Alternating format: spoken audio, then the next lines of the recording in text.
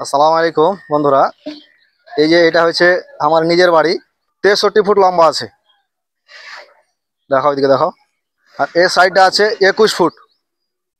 তো এই 63 foot by 21 foot, এটা হচ্ছে আমার ছাদ। এখানে প্যারাপিট গাঁথবো। তো এই প্যারাপিটের জন্য ইট কতটা দরকার আছে সেই হিসেবটা বলছি। এখানে এখানটা করে গাঁথা আছে, গুনে নিলে হয়, তো আমি গুনবো না। মানে আগে দেখবো যে কতটা লাগছে আর মিলছে কিনা।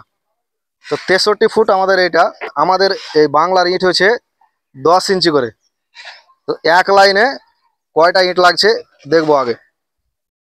এই 63 ফুটকে আমি আগে ইঞ্চিতে নিয়ে আসবো।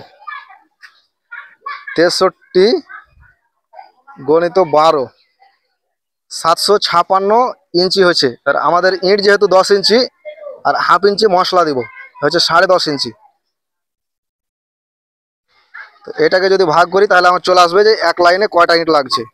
10.5, এক লাইনে ইট লাগছে 72টা। এদিকেও 72টা লাগবে, ওদিকেও একই লাগবে। আর হাইট যেহেতু আমাদের 3 ফুট, 3 গণিত 12, 36 ইঞ্চি। 36 ইঞ্চি আমাদের হাইট, যেহেতু ইটের 3 ইঞ্চি করে আছে, আর হাফ ইঞ্চি মশলা 3.5 ইঞ্চি। 3.5, 10টা ইট লাগবে। মানে 10 লাইন ইট লাগবে। আর এদিকে লাগবে 72টা। টোটাল দেখছি 72 গণিত 10, 720টা ইট আমার এক সাইডে লাগছে।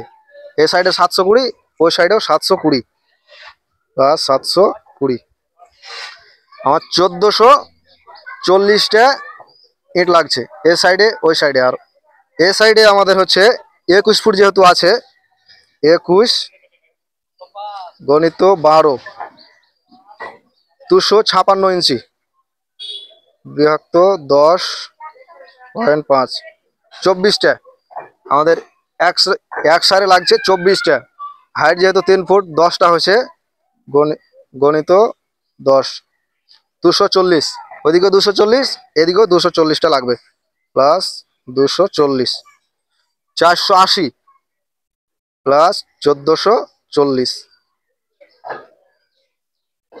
টোটাল ইট লাগছে 1920 পিস ইট। তার মধ্যে আমাদের এই যে পিলারগুলো আছে, এই পিলারগুলোতে 6টা পিলার আছে।